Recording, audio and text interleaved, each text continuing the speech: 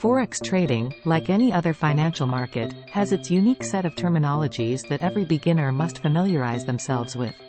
Firstly, a currency pair is a fundamental concept in Forex trading. It refers to the quotation of two different currencies, with the value of one currency quoted against the other. Another essential term is pip, which stands for percentage in point. It is the smallest price move that a given exchange rate can make.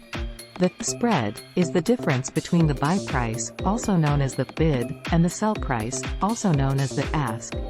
Long and short positions are also fundamental terms in Forex trading.